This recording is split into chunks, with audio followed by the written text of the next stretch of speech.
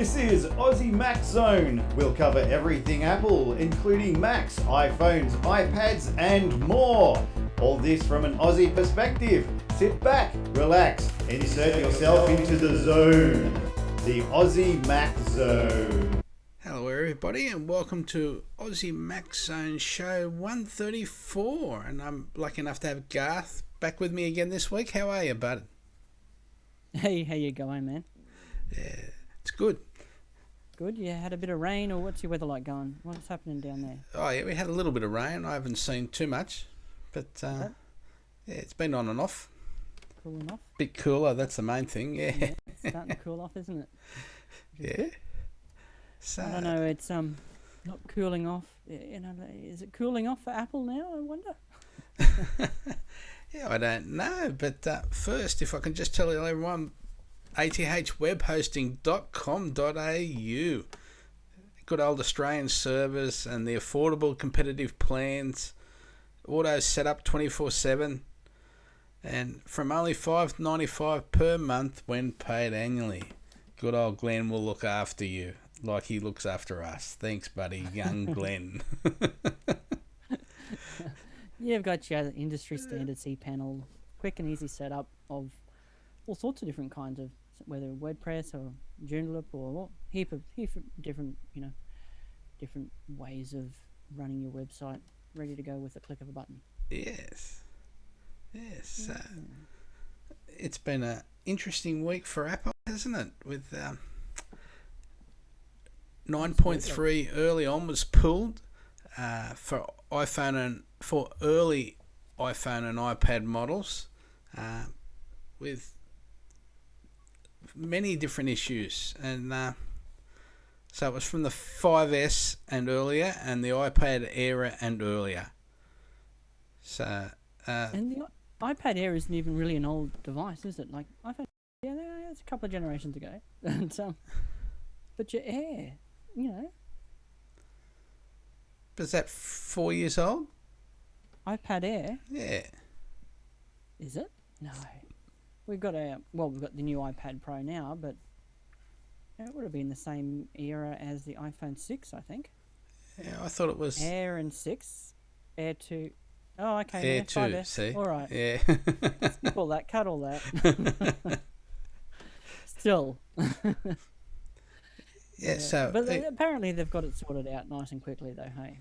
Yeah, well, they've released two separate updates, one for the iPad and one for the iPhone 5S, etc.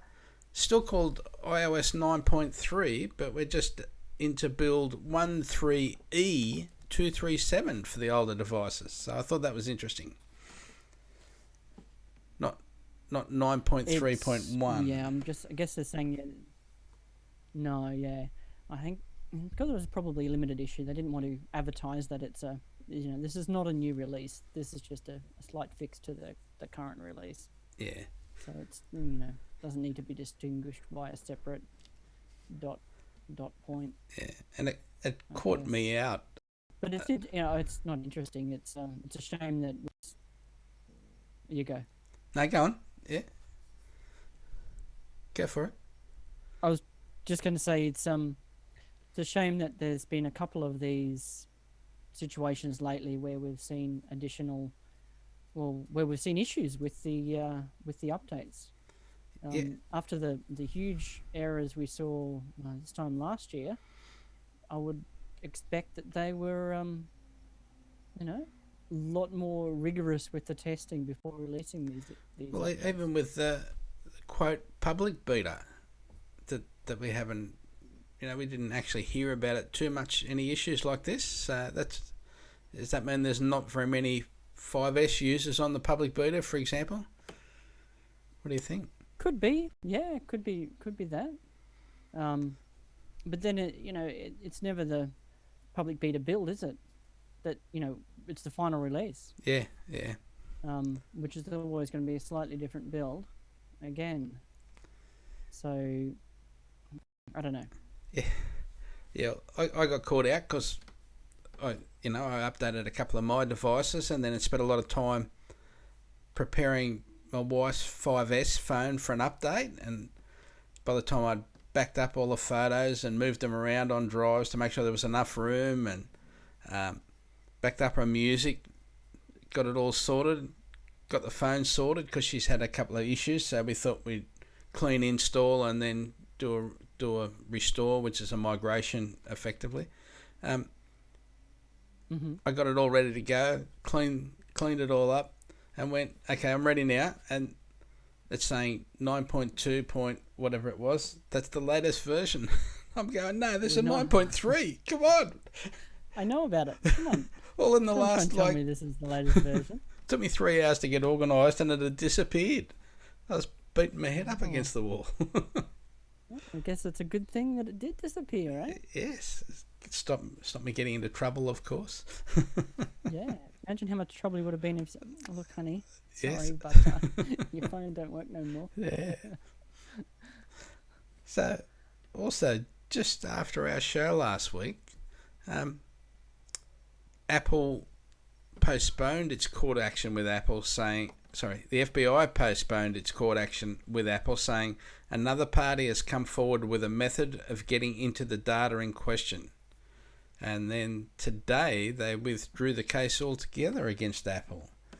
So Absolutely. So They that found a points- way in, apparently, this third party, whoever they may be. yes, that's interesting, but it's also or did they not find a way in? They're just saying that now. I think that's a bit tinfoil. I'm pretty sure they must be in there. Yeah, I think But, so. what is I guess Apple's probably, it's a bit of a, bittersweet type situation, isn't it? Yay, we don't have to go to court. Yay. Overall, I think for everyone, it's the best solution. Yeah, It didn't take us down the path that we were going down. It's delayed that situation where we could get to, where the, mandates and change to the law to make it that, tech companies are going to give this sort of stuff up routinely in the future. So we've put that whole thing off a bit.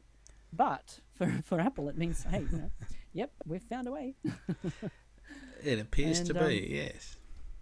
And so what will happen from there? Do you think, it's got to be a bit of a backlash in the media, do you think? Oh, I don't see how they can be. I mean, against, it's probably not so much the wider media so much as the tech press who are always willing to bash Apple. See, there's your secure operating system. Yeah. In tatters, but But if it cost, let's just say it cost $1 million, it probably cost more than $1 million to get into the phone with the court cases and all that sort of carry on. So let's just say it costs, $200,000 to get into people's phones per phone. It depends how many times they had to wipe a phone to.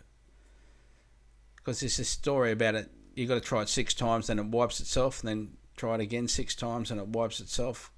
But is the phone useless after those 6 times, or can they clean it out and start again? Yeah. No idea. There was so many different theories on how they may be able to do it floating about on the internet, wasn't there? Yeah. And the speculation is this Israeli company, the third-party Israeli company who are the ones who've done it, and they have previously been, they were the guys that used to supply the police in the US with those little dongles, and you plug the little dongle into any phone and it would suck everything off it. But they don't advertise that they can do that anymore. They said that was for iOS 8 and below. Yeah. But they've obviously been working on stuff for iOS 9, and who knows, NSA may have had zero-day exploits that hadn't been obviously, well, that's not zero-day, they haven't been released previously. Speculation now, is Apple going to be able to find out from the DOJ or whoever's involved, whoever they need to, how they were able to do it, so they can close it, or are they all going to just sit on it and keep it a secret? Well, if they tell them and they fix it, then it'll go back to court again, won't it? But if it's just the thing where they read the memory out of the phone and try it on another phone over and over and over again, then the only way sort of Apple could fix that is to somehow wipe the phone all the time. But they're wiping the phone anyway, aren't they? After 6 attempts, they're wiping it. So yeah, we're stuck in the middle there, aren't we? I don't know about this particular way you were talking about. Oh, okay. Yeah. I guess, at the end of the day, it's always going to be, it's just an arms race, isn't it? Yes. We're trying to make it more secure, and the other party's trying to beat their way in. Yes. I think for your average consumer, who doesn't have the power of a national government, knocking on their door. Yeah. You're pretty good. You're pretty safe. And I wonder if the US government's going to tell the Australian government how to do it, but not the North Korean government, for example. Well, that's it too. And how much are they going to share? And if it is a third party, if it is this Israeli company, for example, can't remember who they are at the moment, but if it's that company, their services are for hire, presumably. Yeah. So you pay us the 15,000 or whatever it is, and we'll unlock the phone for you. Yes. But you think there'll be a group of people in Apple who are, a whole heap of one group of people who will be completely believe that this whole thing has passed by for the time being, and at the same time another lot, oh god, okay, let's find it. We've got to fix another thing to fix. It's just one of the, like I said, it's an arms race, and it always has been with the jailbreakers as well. There's still jailbreaks at the still moment happening, available. yeah. So they have ways of, with a jailbreak, you're talking about a device that's unlocked, so it's it's not encrypted at that point. But still, it's still along the same lines, isn't it? Yeah. So we had another little challenge for Apple come out where web links in Safari, Mail, Chrome, and other apps in iOS 9.3. So a significant number of iPhone and iPad users on the Mac Rumors discussion forum, for example, Apple support communities and Twitter have reported an apparent iOS bug that causes Safari, Mail, Messages, Notes, Chrome, and other pre-installed and third-party apps to crash or freeze when tapping or long pressing on web links. So I actually saw this today on someone's phone that I was looking at, and it was the ABC website that would just fail or crash or take a long time to get there. Yeah, it was it.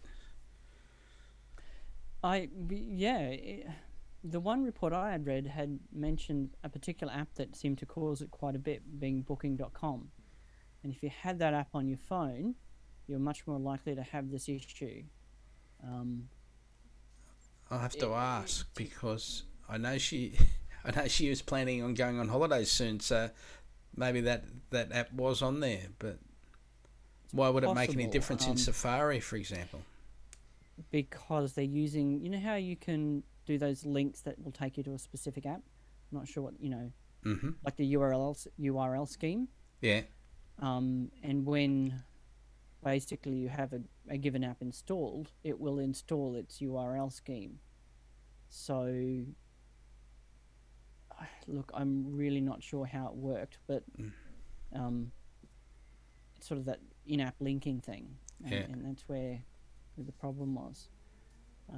And so even removing the app, you then had to restart and wait for 24 hours or something, and sometimes that would fix it, because iOS would forget about that URL scheme. Yeah. Interesting.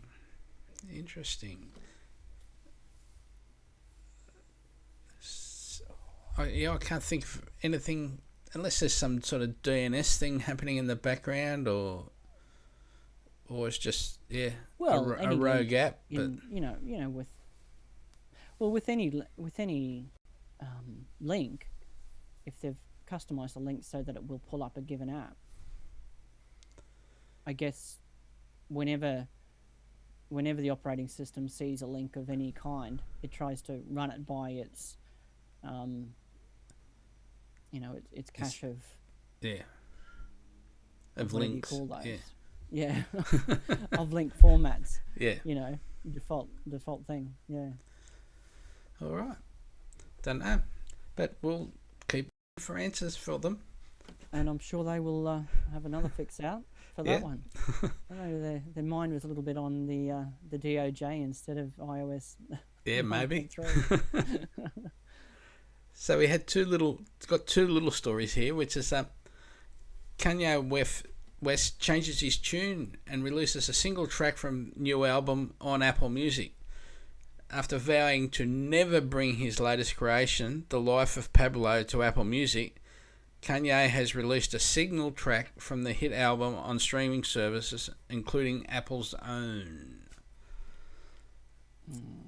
Well, so the dollar rules, I suppose. As you said, absolutely. I know. I wouldn't know a Kanye West song if I tried that, to be honest. So what about a second little story there too? Yeah, our second little one is the iPhone SE pre-orders top 3.4 million in China, with gold and rose gold being the most popular. Apple hasn't announced any official sales figures, but China alone, according to data from local retailers, exceed 3.4 million so far. So that's not a bad start just in one country. It's pretty remarkable. For the phone no one wants, yeah. Well, I think everyone's pretty happy with it. It's getting good rave reviews, isn't it? Ars Technica, we're usually pretty, they've said it's not just your iMores and, Darren Fireballs who like it. It's people like Ars Technica as well. And I think, Apple I think they've got a worthy addition to the line of phones, really. Yeah. They've kept the cost down lower than I think they've pretty much ever done before, given that smaller screen size and actually, the guts of the current model. So, I think they've done it's a fantastic release, really. Yes. We should see that, in a couple of days' time, it should be in consumers' hands, I suppose. Yeah. So they've just got to fix the Safari issue first. Yeah, hopefully. I haven't come across it, obviously, but you haven't either yourself? No, yeah. Now, the phone, the person today was 6 Plus. Yep. So, anyway, we'll enjoy the challenge and look forward to the experience for everyone. Well done, Apple, again. Yeah. So, lastly, Friday is Apple's 40th birthday. So, happy birthday and thanks for the memories. It's pretty good. Yeah. 1st of April, isn't it? Yeah. Yep. Yeah. So, I don't know. It's pretty big. It was only a little while. We had a 30-year for the Mac, I guess, wasn't it? Too? Yeah. A little while ago. So 40 years for Apple. Even 10 years ago, you wouldn't have seen where Apple would be now, would you? Just incredible bloody growth they've had. It's extraordinary. It makes you wonder, what are we going to see in the next 10, 20, 30 years, I wonder. Yeah, from everybody, yeah. They've been plugging a new Siri ad called The Kiss for the Apple TV, Siri on the Apple TV. It's a nice ad with two funnily dressed, not funny, two old style dressed people, and they're practicing a kiss, and then she calls up a certain movie and he calls up some music and blah blah blah. So you have to watch it, but it's a good one, Siri for the Apple TV. Okay. So yeah, it's worth a look on Apple's website. That's a strange one, yeah. Yeah. It's different. So we've just got to promote, of course, our friends Aussie Tech Security Podcast and Aussie Tech Heads Podcast, and of course Aussie Tech Radio at aussietechradio.com. So just get on there and have a listen to our friends, and enjoy the Australian and New Zealand tech podcasts. The randomness of the content. Yes, it's excellent. I had a bit of a listen to it in the week, actually. Yeah. Yeah, you never know what you might find there. That's right. It's very good. Yeah. Not just our dulcet tones rambling on. No, that's right. There are all sorts of people rambling on. Yeah. So, I've got a how-to, which is speeding up older iPads. So, let's assume it's an iPad 1 or 2 or 3 or the iPad mini 1. So there's a few little things you can do. One is enable reduce motion, and just tap settings, go general accessibility, and there's a reduce motion slider, and you just set reduce motion to on, for example. Mm-hmm. Turn off notifications. There's a couple of steps to do that. You speed up Safari like on the Mac. Empty the cache, which is again tap settings, Safari, clear history, and web data, and that's down the bottom. If you're trouble finding it like I did, you just keep scrolling. Scroll. Yeah. Yes. And now the biggest trick is get rid of apps you don't use, so, like say GarageBand, which is a big app, and if you never use it or never going to use it on that device, press and hold the icon until the apps jiggle, and tap the X on top of the top left corner of the app, and then agree to delete it. And then after you've done all these little things, restart the iPad by powering it off and turning it back on, not just putting it to sleep. Hold that button in until you get the slider to power it off. So yeah, and all those little like tap settings, etc., will be on the show notes for this week. Have you ever heard the old thing? Have you turned it on and turned it off again? Turned it off and turned it on again. Yes, over and over. Good idea. And you've got a little mail trick for us, mate. A couple of. Yeah, you with the mail app, there's lots of different ones you can try, and Spark by Readle's another nice little one that's come out at the moment. But I always go back to the original mail app, and just a couple of little things you can do. So in your settings, you can choose when you delete an email, you can choose whether or not it's archived or if it's straight to deleted.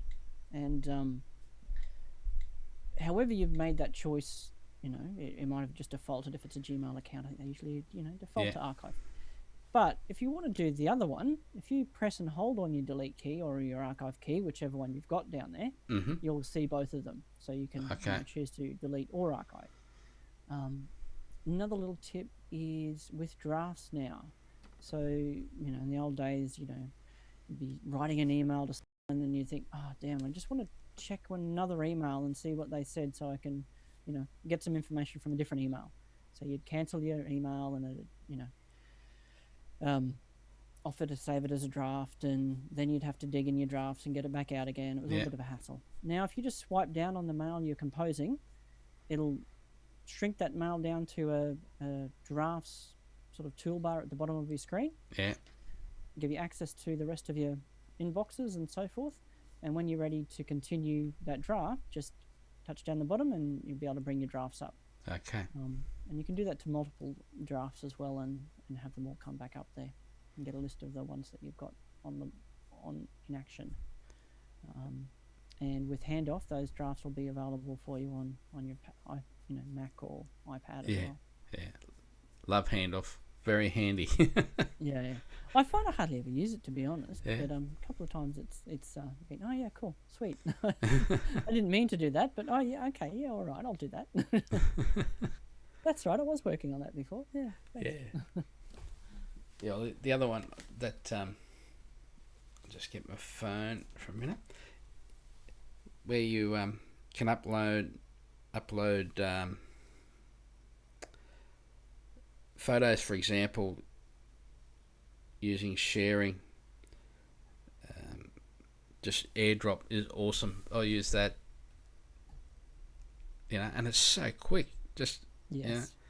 sometimes it takes a little while for the device to come up. Say my phone and my MacBook. It takes a little while for the MacBook to come up because I'm on a fairly big Wi-Fi network at the school that I go to. Mm-hmm. But once it's there all day. It's just that initial thing, and you just tap it, and it takes seconds to put 6 photos from one device to the other. It's just awesome. Yeah, I hardly, once again, don't use it very often, but I just used it the other day. I've got my parents here at the moment, and they wanted some, photos that we had. It's just like, boop, AirDrop. Just go in a control center, turn on AirDrop, and yep. And that's it. It's just traveling straight. It does some sort of handoff, doesn't it? Bluetooth handoff, and it's an ad hoc Wi-Fi network. I thought. I'm not sure how it does it. I thought it was. I didn't think it was actually using your Wi-Fi network. It does an ad hoc connection, ad hoc Wi-Fi connection. Yeah, but you have to have your Wi-Fi turned on and connected and blah blah blah. So definitely have to turn it on, but do you have to have it connected? I don't know, because everywhere I go, it automatically connects anyway. Like, yeah. So. I don't know if you have to be on the same Wi-Fi network or not. Mm-hmm. Because I know when they were talking about it when they were first releasing it. Yeah. You can do it to anyone in the street, sort of thing. Okay. Depending on how they have their handoff set. Mm-hmm. So you can have it set to accept everyone or contacts. Just your contacts. Yeah. Yeah. So I think it just creates an ad hoc Wi-Fi network, and that's why it's so quick. It needs to do that initial thing over Bluetooth, I think, and then away you go. But it is awesome. Yeah. Super quick. And the other thing we haven't mentioned is night shift. So I'm obviously sleeping better because I have activated it on one device, because it won't do it for my old iPad. But no, it's there on the 6, and you can notice the difference. How far back does it go? Do you know? Nah, don't know. Okay. I can't test the 5S. So yeah. I'll have to check. I've got an iPad 3 in the house. I'll have to check if that's got it or not. I think it was getting updated today. But mine's whatever the first iPad that came out with the Lightning connector. That's the one I've got that I use personally. So that will be the 4, iPad 4. Yeah. So I can't do it on that. Oh, can't you? No. Okay, so I won't be able to do it on the 3rd gen either. So see, here you go. Double check me. Yeah, no, I will. I might have just found an excuse to upgrade to the new iPad. The iPad Pro. Pretty poor excuse. Just so you can sleep better. Yeah. So my wife can sleep better. Yeah. Doesn't bother me. I don't look at it. But the new iPad Pro, the smaller version, has been getting some good raps because of the camera and everything. That seems to be working well, keeping everyone happy. Yeah. So some nice cases been released for it. I'm very, very close to I'll be definitely going and have a look at it on the weekend, and hopefully I won't walk out with one, but you never know. Yeah, it's interesting. Like, one of the cases I was looking at today was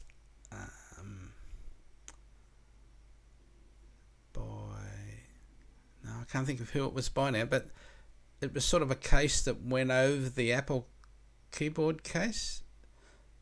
So it used the whole Apple's keyboard case, and then you put a case around that so it looked better. Yeah, okay. And that was an interesting way of doing it. So you could still fold it and all that sort of stuff, but it just looked better. It had a must nicer be pretty leather. thick by that point. Oh well, it's not too much, but not too bad. Okay. Yeah, like the old diary days. It's still not as thick as that. Still not. Well, true enough. So yeah, that was an interesting way of doing it anyway. Yeah. And that's about all I've got for you, mate. I haven't got any more. Yeah, you've got a nice little batch of stories there as usual. Yeah.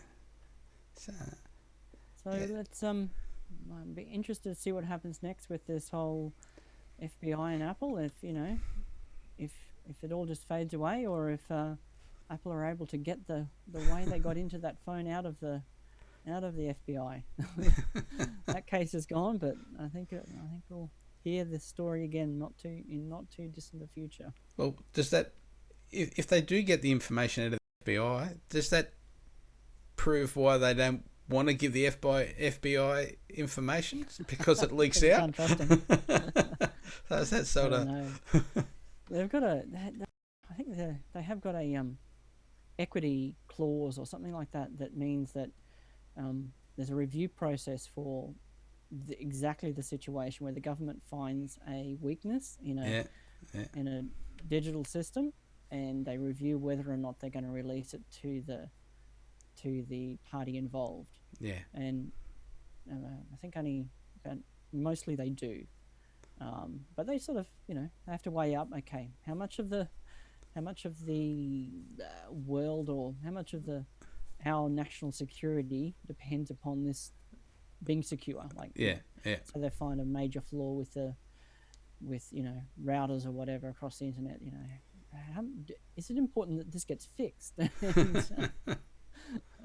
Versus, what benefit can we get out of it in the meantime, and what's the risk of someone else getting benefit out in the meantime? If we know about it, who else knows about it? How quick do we want this fixed? So hopefully it'll go through that review process, and Apple can get it sorted out ASAP. Or we'll never know. Yeah, well, that could be it. Yeah. All right, mate. Well, thank you very much. All right. You have a great time. Thank you. We'll just thanks to Glenn and ATH Web Hosting again, and have fun. Thanks for listening, peoples.